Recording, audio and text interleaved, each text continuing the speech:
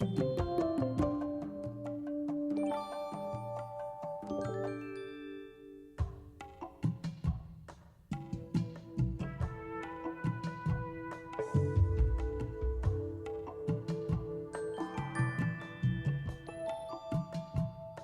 underwater world, a fabled arena for explorers and adventurers.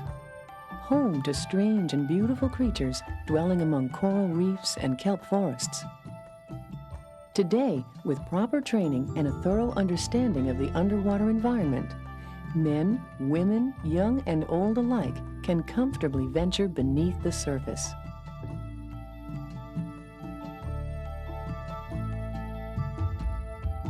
This video is the first in a 4-part series designed to complement your Naui Scuba course and to supplement the other educational materials you'll receive.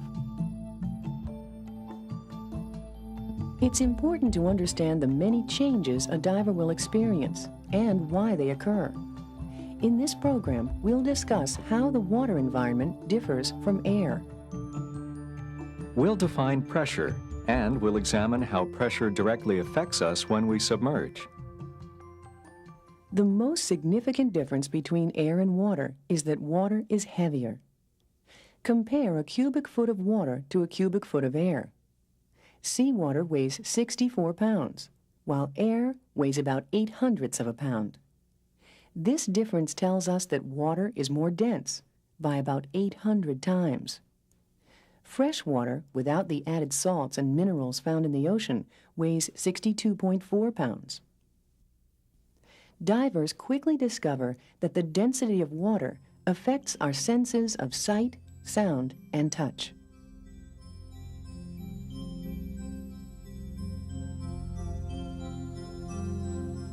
One of the most obvious changes is how things look. Underwater, objects appear larger and closer than they truly are. This effect is called refraction, and it's caused by the bending of light rays as they travel through water and air. Until you begin to compensate for the apparent distance of things, it's common to reach out for an ascent line, for example, to find that you've just missed.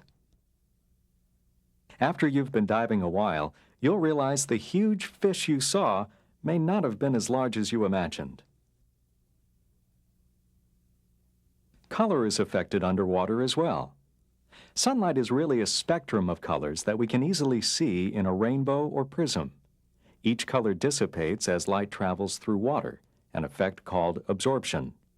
Red light goes first. Next is orange, then yellow, until even in clear tropical waters, only green and blue light remains. An underwater light restores the brilliant colors of marine life. Diving is a visual sport for most of us, and we focus our attention on what we see, often ignoring what we touch. Sometimes divers surface before discovering they've received a minor cut or scrape. The underwater world is a noisy place. Loud snaps, grunts, and pops emanate from fish and invertebrates. And the noise from each exhalation fills a diver's ears. In air, we locate the source of a sound by determining which ear received the sound first. Sound travels approximately 4 times faster through water than air. Underwater, the time differential is too slight to be detected. The sound of a boat propeller is easily recognizable, but it's difficult to identify where it is. Anyone who has jumped into water with a temperature of 65 degrees remembers the unpleasant shock. Yet wearing only a bathing suit, 65-degree air remains comfortable for quite some time. Water conducts heat 25 times more efficiently than air, removing heat from your body faster than you can produce it. Divers who are uncomfortably cold experience a diminished ability to think. They use air faster and can become fatigued. They also lose manual dexterity and may experience difficulty handling their equipment. Divers who are cold should exit the water to warm up. Prolonged exposure to cold can result in hypothermia, a life-threatening condition. Exposure suits, like wetsuits and dry suits, are necessary to control heat loss. Different types of suits are used in waters of different temperatures. Even in the tropics, some protection is necessary for extended exposures. Suiting up on warm days can trap heat inside the exposure suit. Overheating can result in dehydration and exhaustion, so it's a good idea to cool off if you begin to feel too warm.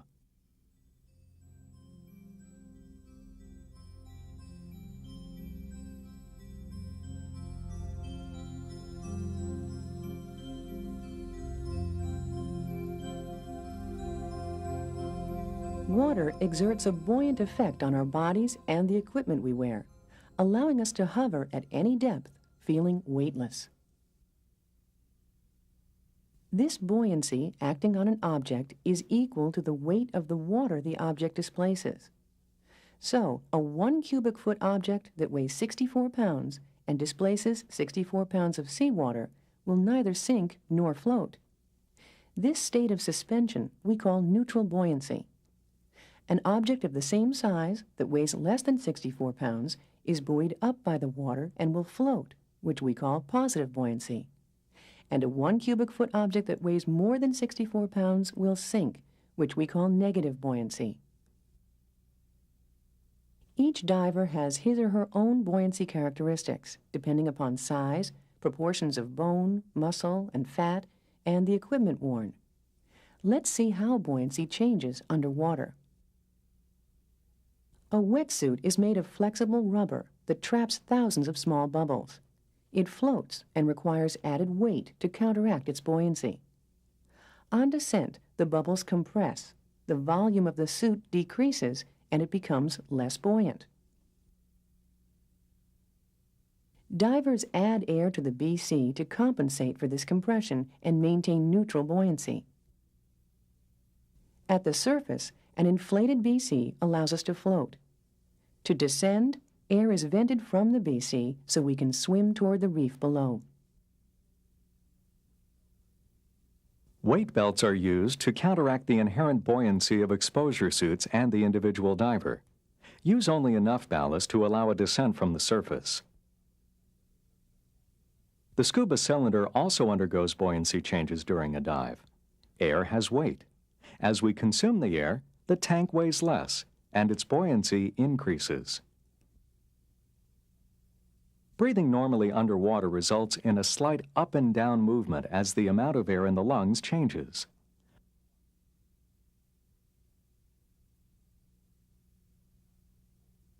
A relaxed, comfortable breathing pattern makes buoyancy control easy. Diving neutrally buoyant increases our enjoyment of the underwater world. It also helps ensure divers don't touch and damage delicate marine life dwelling along the rocks and reefs.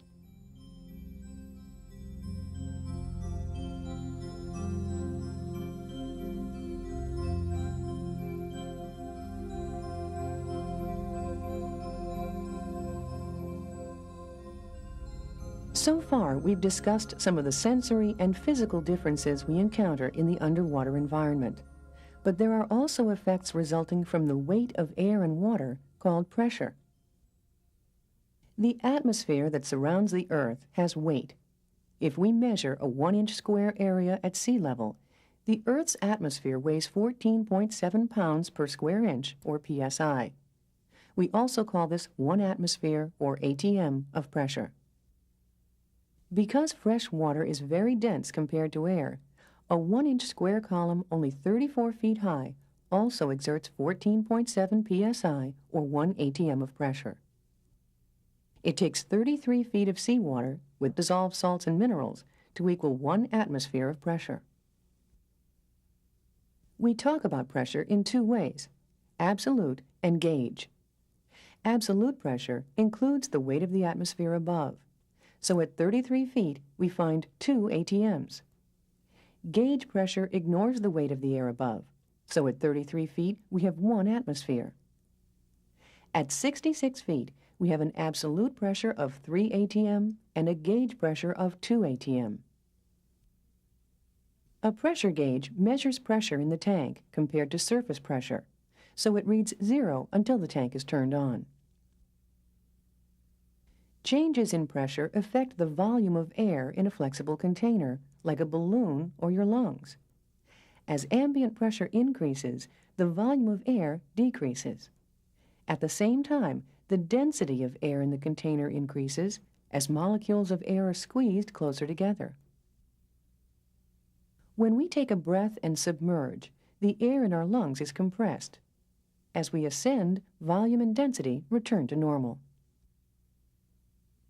On Scuba, the air we breathe from our tank is at ambient pressure. As we dive deeper, our air consumption rate increases. Lung volume remains consistent with each breath. However, the density of the air increases with depth. The deeper we go, the more molecules of air each breath holds, and the faster we consume the air in the scuba tank. The changes in volume caused by pressure affect a diver's air spaces, such as ears, sinuses, lungs, and face mask. The air in these spaces compresses with descent and can result in an uncomfortable side effect called a squeeze. An ear squeeze results when water pressure pushes on the eardrum upon descent. This can be painful, and if ignored, can result in a ruptured eardrum with potential loss of hearing. The solution is simple. Pinch your nose and blow gently against your closed nostrils.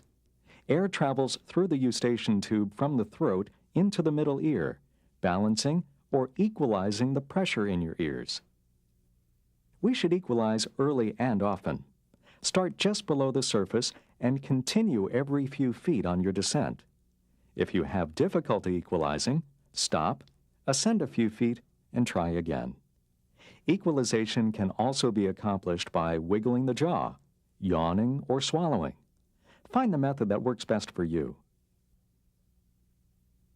Sinuses are equalized as you equalize your ears. However, a cold or allergies can cause inflammation that blocks sinus passages. Don't dive when congested. On descent, increased pressure compresses the mask against your face. Simply exhale through your nose to equalize. The air in our lungs compresses and expands as we go down or up. By breathing continually, we are, in effect, equalizing our lungs all the time. If we hold our breath, however, expanding air in our lungs can result in an overexpansion injury. The result is ruptured lung tissue, which can allow air bubbles into the bloodstream or tissue spaces around lungs. Bubbles can block blood flow. This is called an air embolism. In the brain, this can produce stroke-like symptoms. Overexpansion injuries can be avoided by following a simple rule. Breathe continually. Never hold your breath. The underwater environment changes how we see, feel, hear, and move. The density of water has a buoyant effect that we can control to hover effortlessly. And water exerts pressure that divers must compensate for to prevent the effects of squeezes or overexpansion. Understanding the properties of air and water and learning how to control buoyancy are keys to becoming a good diver.